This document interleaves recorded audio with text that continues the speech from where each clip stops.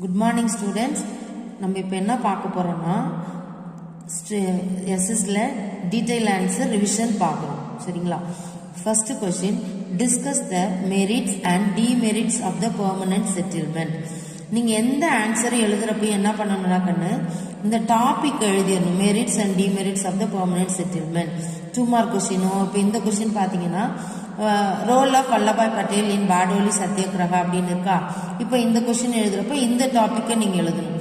So அந்த மாதிரி ஒவ்வொரு கொஸ்டினும் எழுதுறப்போ எஸ்எஸ்ல நீங்கள் டாபிக் எழுதிட்டு அதுக்கு கீழே நீங்கள் எழுத ஆரம்பிச்சிடணும். சரியா?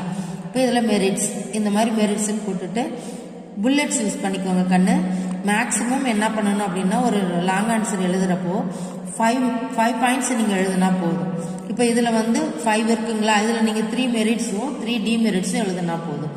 இதில் first one, many of the waste lands and forests became cultivable lands permanent settlement system. The zamindars became the owners of the land. The zamindars were made free from the responsibility of providing justice. Zamindars remained faithful to the British government. This system secured a fixed and stable income for the British government. These are all merits. And then now demerits. The British government had no direct contact with the cultivators. The rights of the cultivators were ignored and they were left at the mercy of the zamindars. The peasants were almost treated as serfs. This system made the zamindars lethargic and luxurious. Many conflicts between the zamindars and the peasants arose in rural Bengal. இதில் இங்கே ஒரு 3 point, இதில் ஒரு 3 point நீங்கள் எழுதுனீங்கன்னா உங்களுக்கு போதும் கண்ணு. அடுத்தது we will see the second question. What were the impacts of the British land revenue system on the cultivators? இதில் நீங்கள் 5 பாயிண்ட் எழுதுனா போதும் கண்ணு. A common feature of all the settlements was the assessment and the maximized income from land. It resulted in increasing land sales and dispositions. The peasants were overburdened with taxation.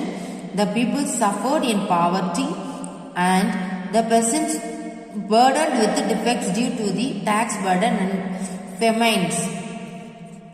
And then the zamindars, money lenders and the lawyers exploited the poor peasants. The stability and continuity of the Indian villages was shaken.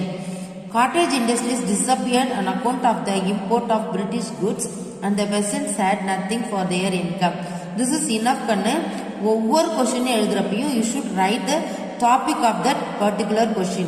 இந்த கொஸ்டினுக்கு என்ன எழுதணும்னா the impacts of the British land revenue system னு போட்டுட்டு you write one by one using bullets. Now we will see in the geography part detailed answer. First question, see that one. Explain the different stages involved in the hydrological cycle. So, hydrologic cycle is the circulation of water. It is a continuous process and takes place naturally. The 3 important phases of the hydrologic cycle are evapotranspiration, precipitation and runoff. You should write one by one like this and using bullets. Okay. You should write maximum 2 points in this question. Evapotranspiration. It is defined as the total loss of water from the earth through evaporation from the surface, water bodies and the transpiration from vegetation. In cropped area, it is difficult to determine the evaporation and transpiration separately. Therefore, it is collectively called as evapotranspiration. Second one, precipitation. It refers to all forms of water that fall from clouds and reaches the earth's surface. For the occurrence of precipitation, cloud droplets or ice crystals must grow heavy enough to fall through the air. When the droplets grow large in size, they tend to fall. Last one, runoff. Runoff is the water that is pulled by gravity across land surface. It replenishes groundwater and surface water. Runoff is also a major contributor to the erosion which carves out canyons, gorges and related landforms. The runoff may be classified into 3 types: surface runoff, subsurface runoff, base flow. and distinguish between the evaporation and transpiration. You should clear with this question. It is very important question. Transpiration and evaporation. Maximum 5 point enough kanne. First one, it refers to the process by which the water content in the plant are released into the atmosphere in the form of water vapor. It refers to the process in which the liquid form of water changes into gaseous form. Transpiration is a physiological process and occurs in plants. Evaporation is a surface level process and occurs on any free surface. It helps only from living bodies. It happens from any surface, either living or non-living. It mainly occurs during daytime. It occurs throughout day and night. The nature of the plant parts including barks and leaves also determine the transpiration rate. Temperature is the prime element which affects the rate of evaporation. The rate of transpiration is also affected by the temperature, wind and humidity. Areal extent of surface water, wind and the atmospheric humidity are the other variables which affect the rate of evaporation. It keeps the surface wet. It leads to dryness of surface.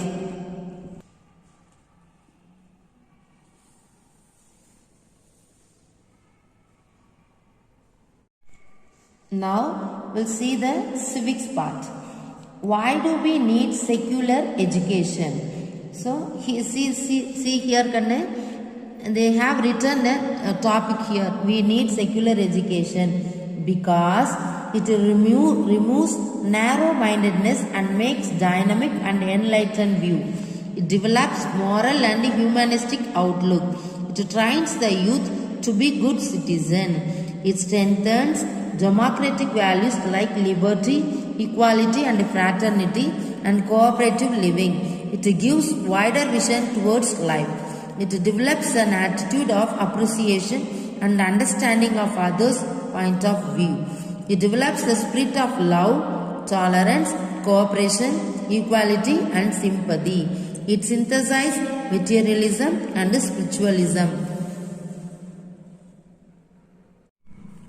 Now we'll see the economics part. Explain the organs of public sector. First one, administration by a government department. It is very common almost in all countries. Example, post and telegraph, railways, port, trust, irrigation projects on India, etc. The joint sector companies. It is governed by a company law and controlled by the government as principal major shareholders. Example, Indian Oil, Petronas Private Limited, Indian Oil, Sky Tanking Limited, Ratnagiri Gas and Power Private Limited, Indian Synthetic Rubber Limited. And then public corporation. This type of organization is the establishment of public corporation by the state of the parliament or legislature. Example, LIC, Air India, the Reserve Bank of India, Electricity Board. And next question, write the differences between public and private sector. You should write only 5 points. Public sector and private sector. Ownership of industries is with the government. Ownership of industries is with the private individuals. Public revenue depends upon levy of taxes on income and commodities and services. Issuing shares and debentures or by taking loan. Public sector ensures the proper wage. Private sector exploits the workers. It does not allow concentration of huge wealth in a few hands or rich people. It allows concentration of huge wealth in a few hands or rich people. Public sector industries, example NLC, SAIL, BSNL. Private sector industries, example TVS Motors, Ashok Leyland, Tata Steel. No tax evasion. Tax evasion is possible. It is service oriented. It is purely profit oriented. Reservations are implemented. Priority is given to the socially backward people. It does not care the socially backward class. Reservation is not followed. And then last question. Write the functions of private sector. I should write the topics, the functions of private sector. The main function of private sector is to create innovation and modernization. The profit motive drives them to invent, innovate new techniques of production and manage their productive activities in a scientific manner. It develops and maintains infrastructure and services. It promotes and expands existing business. It promotes human capital development to help vulnerable groups, especially to participate in the labor market. It encourages community development by promoting community business and cooperatives, local exchange systems and informal credit etc. இதிலிருந்து இது வரைக்கும் நீங்கள் ஒரு point எழுதலாம். இதுக்கப்புறம் இதுலேருந்து இது வரைக்கும் நீங்கள் ஒன்று எழுதலாம். It promotes small, micro and medium enterprises through supply side measures and demand side measures and attract investment in the city. Now give reasons பாருங்க கண்ணு. இது வந்து ஜியோகிராஃபில மட்டும்தான் இருக்கு. So you should clear with this one. இது நல்லா படிச்சுக்கோங்க. Infiltration of water is low in the region of non-porous soil. ஏன் இப்படி இருக்குங்கிறதுக்கு நம்ம ரீசன் சொல்லணும். Non-porous soil and rock at the surface cannot store the water. So water cannot move into the downward of land through non-porous soil. So thus infiltration of water is low in the region of non-porous soil. Second one, fresh water is less on the earth. Most of the water on the earth is saline and is found in seas and oceans. Saline is nothing but salty. The salt water constitutes about 97.2%. Hence, the fresh water is less on the earth. Third question, snowfall is common in the polar region and mountainous region. The polar and mountainous region have low temperature. Often water vapor in a cloud is converted directly into snow pieces due to lowering of temperature.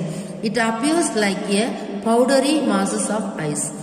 The precipitation in the form of powdery mass of ice is known as snowfall.